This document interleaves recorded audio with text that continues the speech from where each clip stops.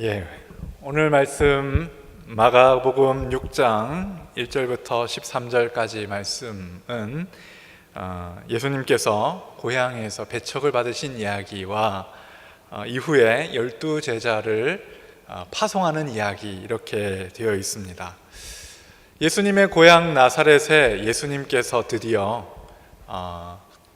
12제자들을 데리고 방문하셨습니다. 어떻게 보면 호롤단신 목수의 아들로 집을 나서서 얼마 되지 않아 12명의 제자들을 이끌고 함께 고향을 방문했으니 어떻게 보면 금이환영이다, 이렇게, 그래도 좀 성공해서 돌아왔다, 이렇게 말할 수도 있을 것 같습니다.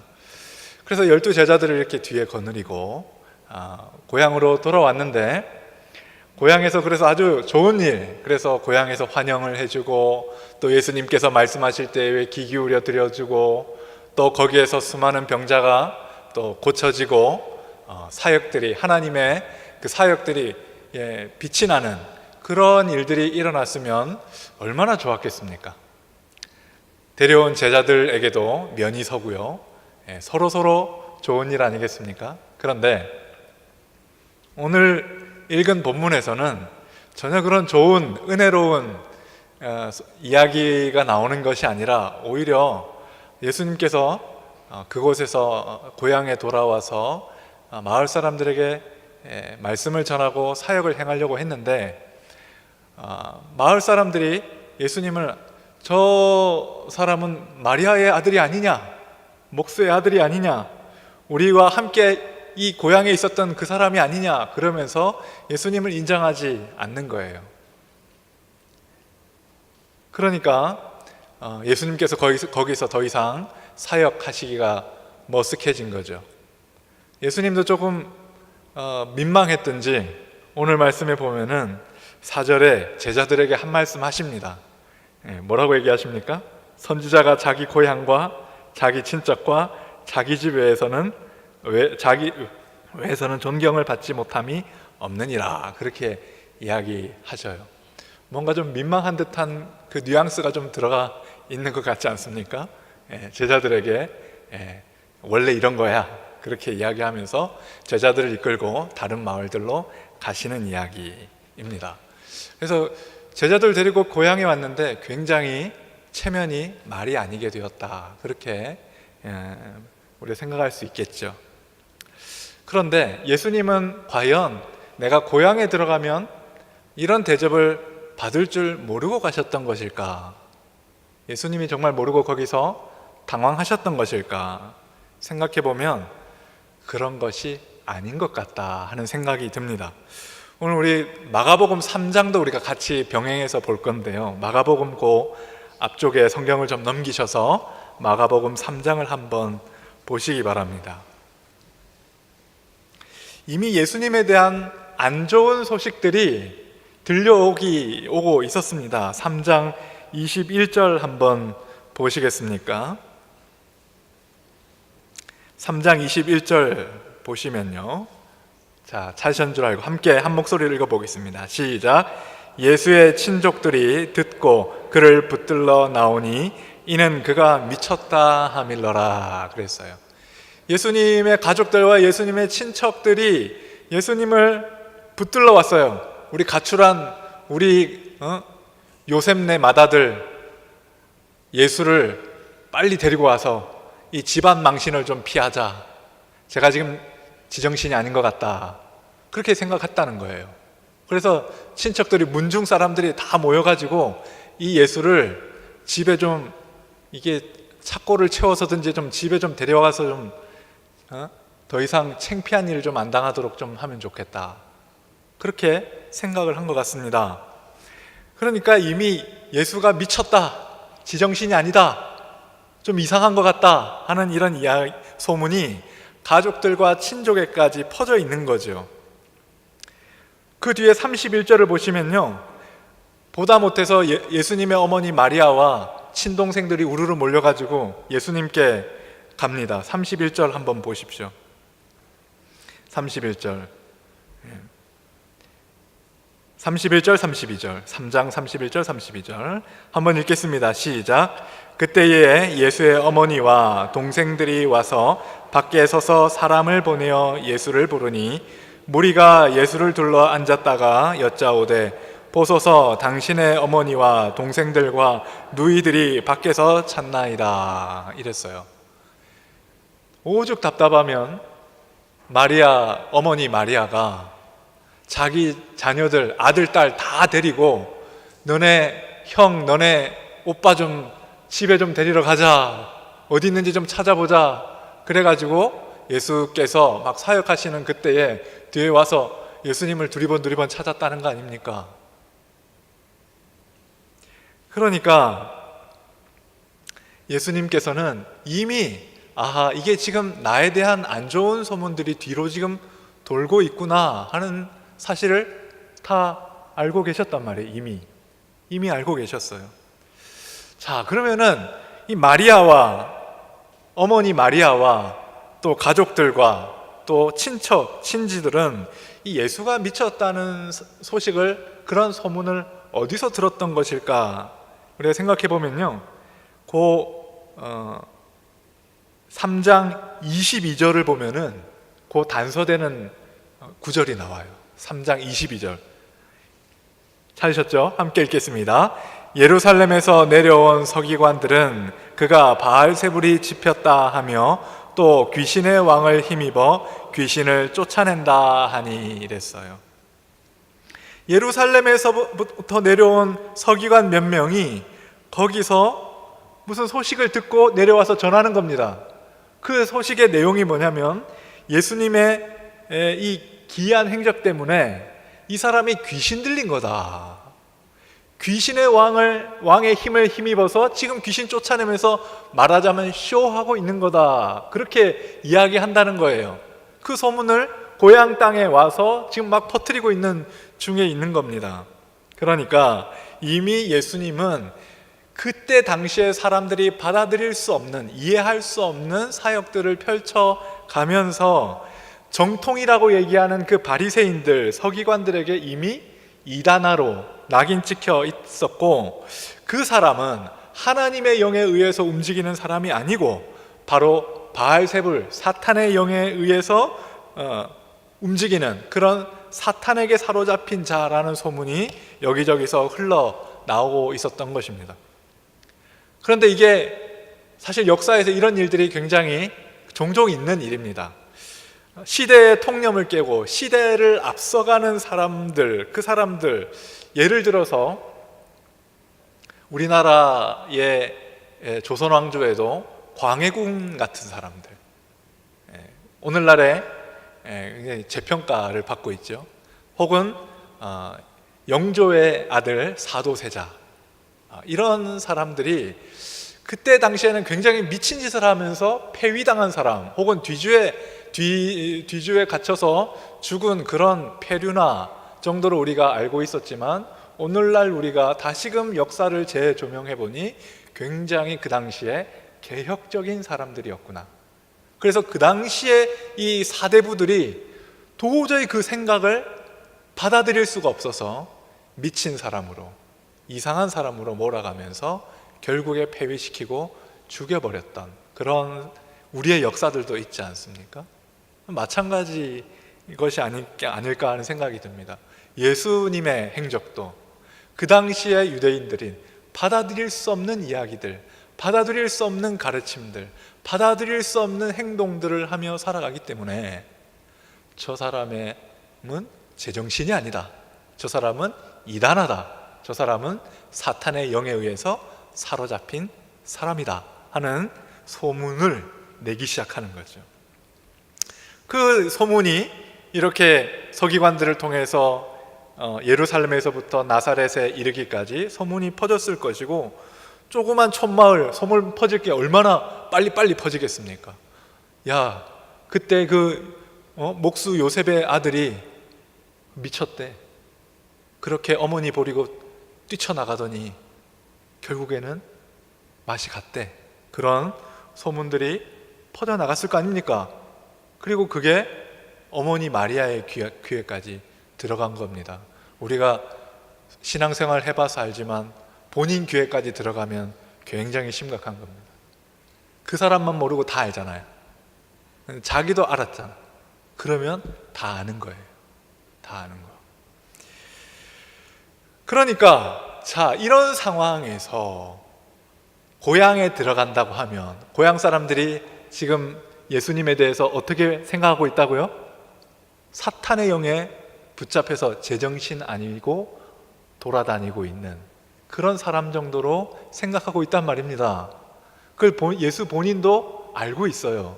그러면 내가 이 제자들을 이끌고 내 고향에 들어갔을 때 내 고향 사람들이 와, 우리 예수가 드디어 돌아왔구나 하고 박수 쳐줄 거라고 예상하고 들어갔겠습니까?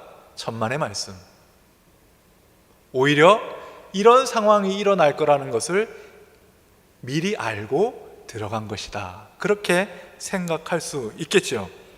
그렇다면 예수께서는 왜 고향 분위기가 이렇게 싸늘하다는 것을 이미 알고 있었으면서도 왜 굳이 제자들을 데리고 거기에 방문했냐 이겁니다.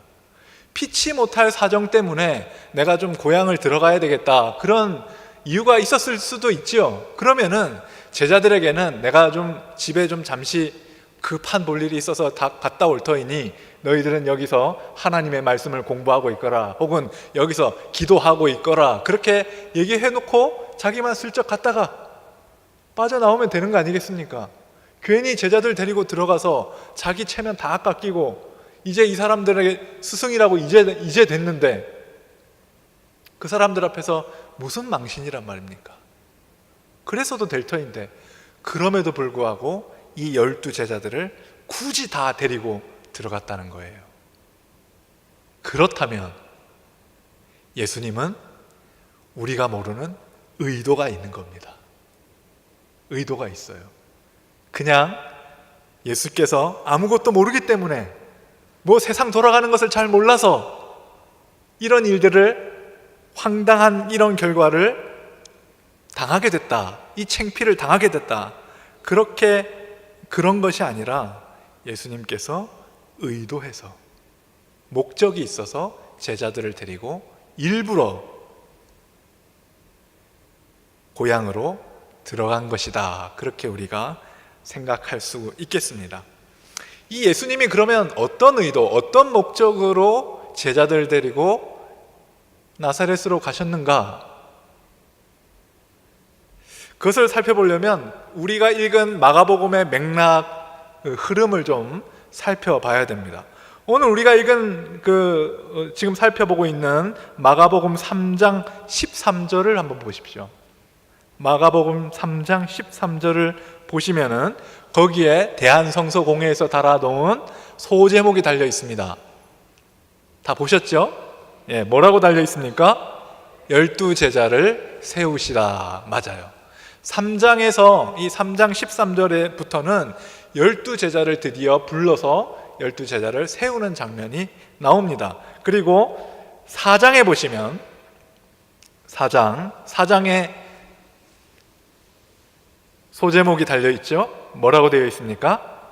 4가지 땅에 떨어진 씨 비유다 그랬어요. 예수님께서 하나님의 말씀을 가르치시는 거예요. 그 다음에 5장을 보세요. 5장의 소제목이 어떻게 달려있습니까? 귀신 들린 사람을 고치시다. 21절, 5장 21절에 보면 소제목 하나 더 달려있습니다. 뭐라고 되어 있죠? 야이로의 딸과 예수의 옷에 손을 댄 여자. 그 5장은 뭐냐면 축귀, 그 다음에 치유사역, 이렇게 생각할 수 있겠습니다. 그리고 나서 6장 1절부터 6절까지가 고향에서 배척받는 이야기가 나오고, 6장 하반절부터 7절, 그 다음에 오늘 우리가 읽은 13절까지가 어떤 이야기냐면 예수께서 제자를 파송하는 이야기가 나옵니다. 자, 제가 다시 정리할게요. 3장에는 12 제자를 불러서 세우신 이야기, 그리고 오늘 우리가 읽은 6장 7절부터 13절은 이 세우신 12 제자를 둘씩 짝지워서 파송하신 이야기예요. 그러니까 12제자를 세워서 파송할 때까지 그 사이의 내용이 4장, 5장, 6장 1절부터 6절까지 말씀이에요. 자, 그러면은 우리가 신입생을 받았습니다. 이 사람을 사역에 내보내야 돼요. 그럼 중간에 뭘 거쳐야 됩니까? 군인들을 모았어요. 이병소에 모았습니다. 진짜로 군대에 군 복무를 하도록 내보내기까지 6주의 기간이 있죠. 그 사이에 뭐 합니까? 신병 훈련하잖아요. 그쵸? 그러면 예수께서 12제자를 3장에서 모으시고 6장에서 그들을 파송하시기 전에 그 사이는 무슨 기간이다? 훈련 기간이다. 제자들을 둘씩 짝지어서 이 땅에, 유대 땅에 사역하러 보내시기 전에 그들을 훈련시키는 과정인 거예요. 그래서 훈련시킨 그 커리큘럼이 뭐냐? 4장에 뭐였어요? 말씀을 가르치는 사역을 보여주신 겁니다. 제자들이 가장 먼저 세상에 나가서 전도할 때 뭘로 사역하겠습니까? 말씀을 선포하는 거. 그거 가르쳐야 되겠죠. 그 다음에 5장에는 뭐 합니까? 귀신 쫓아내고 사람들 고쳐내고 이거 하는 거죠. 요거를 한꺼번에 뭉뚱그려서 회복사역, 치유사역이다, 그렇게 이야기할 수 있겠습니다. 그렇게 말씀사역과 치유사역을 가르치고 난 다음에 제일 마지막 코스로 뭘 해뒀냐면은 고향 방문하는 이것을 마지막 훈련의 마지막 코스로 딱 집어넣은 거예요.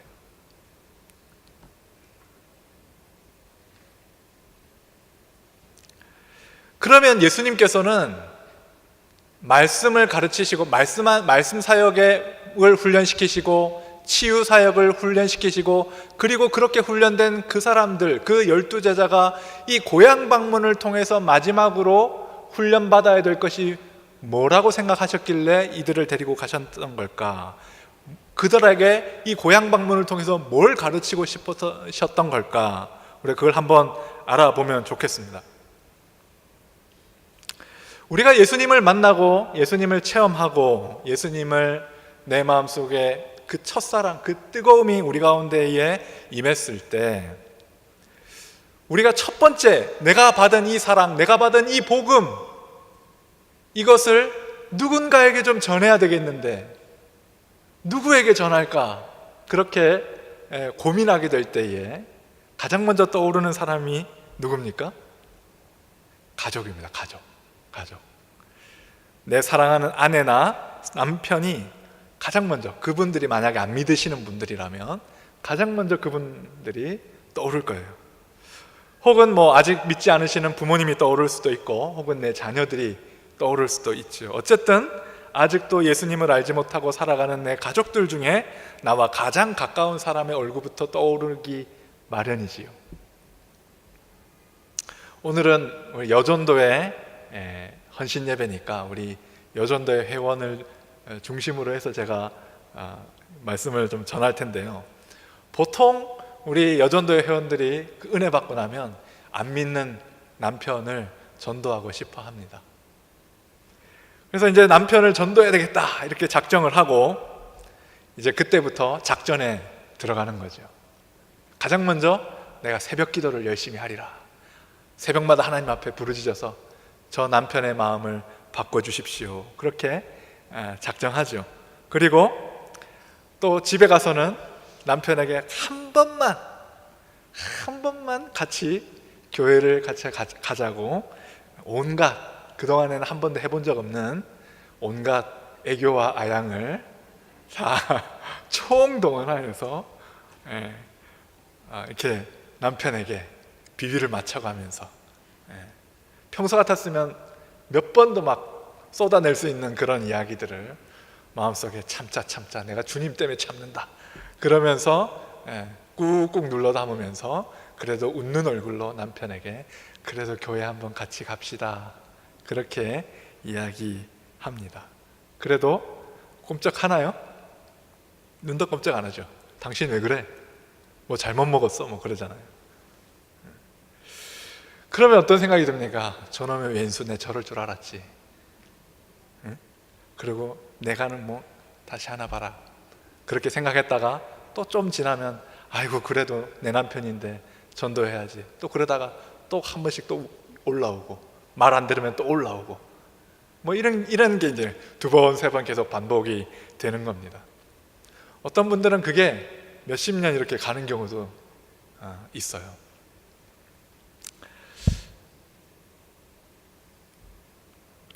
여기에서 우리가 좀 주의해야 될 점이 있겠다 싶습니다.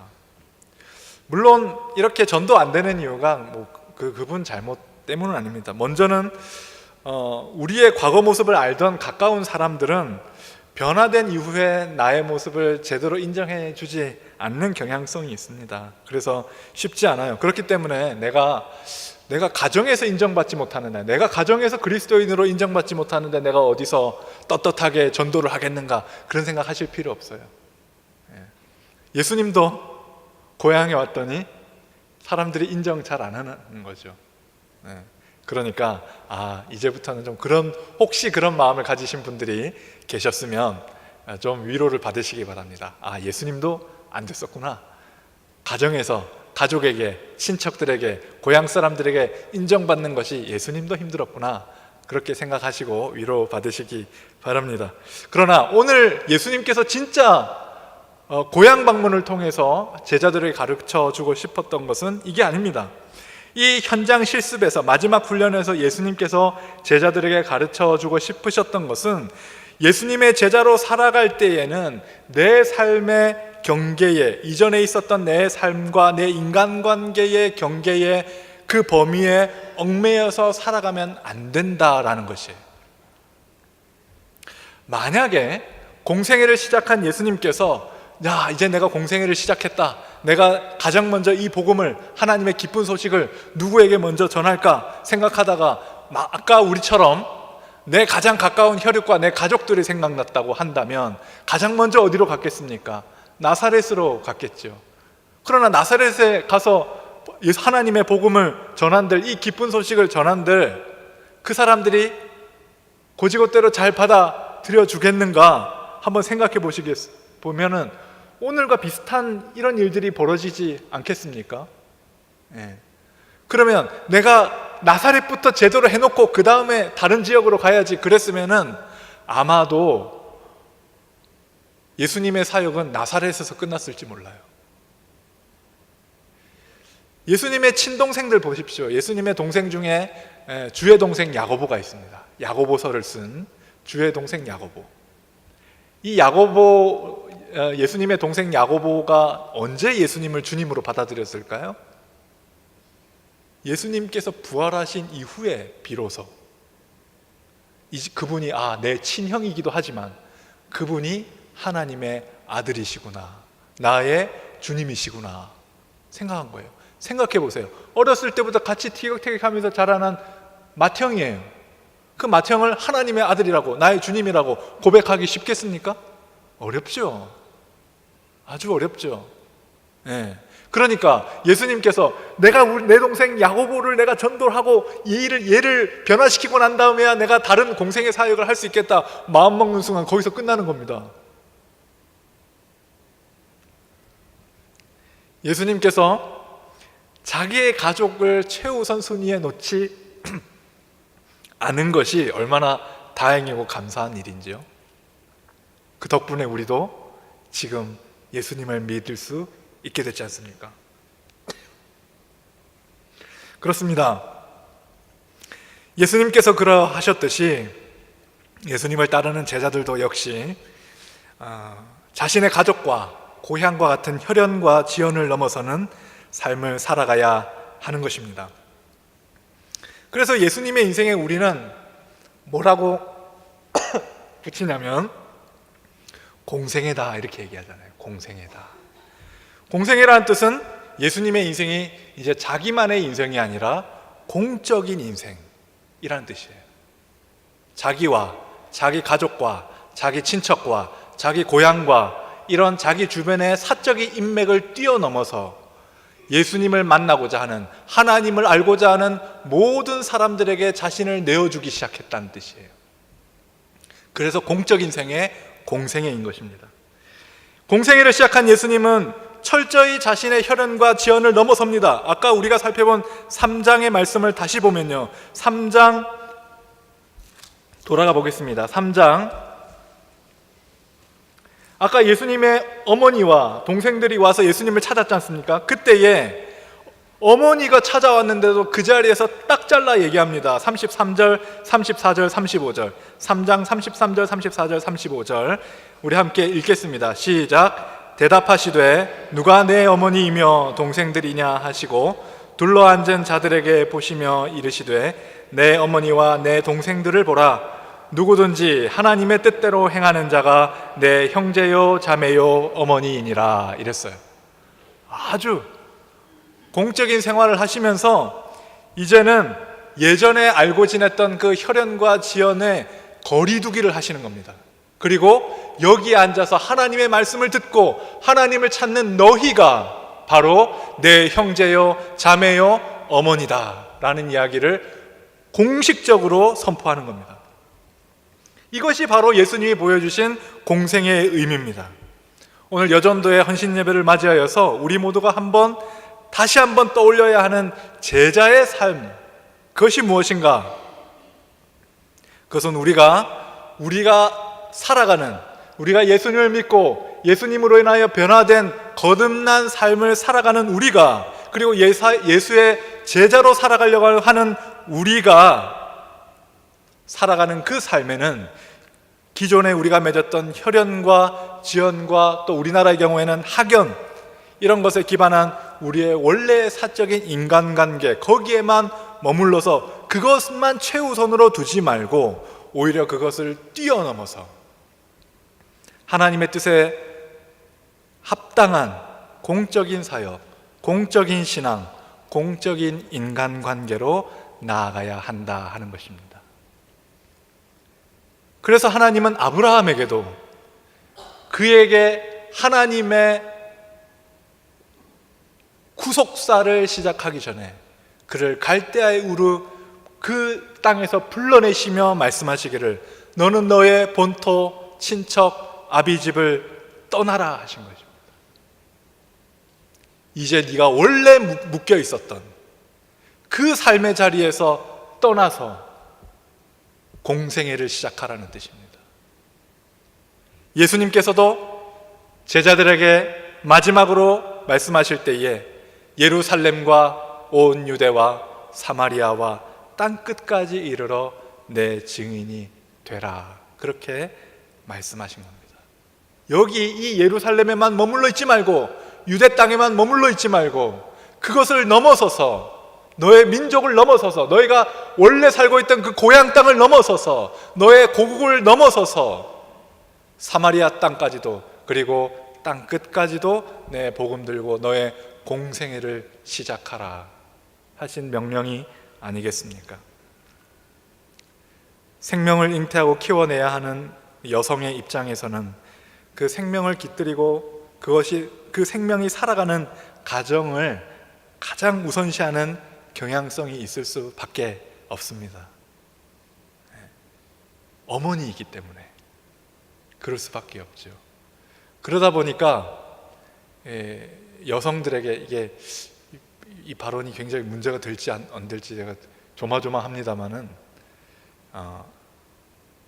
자녀가 싸움이 일어날 때 아빠는 그래도 그 상황을 객관적으로 보고 네가 잘못했네, 자기 자녀라도 네가 잘못했네, 이렇게 이야기하는 경우가 있습니다.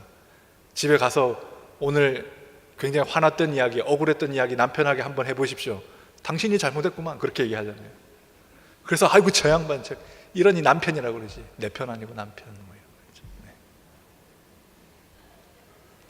죄송합니다. 네. 남자는 그런다는 거죠. 남자는 그래요. 그런데 우리 여성들은 어떻습니까? 일단 내 남편이고 내 아이잖아요. 일단 감싸고 봐요. 나쁜 게 절대 아닙니다. 예.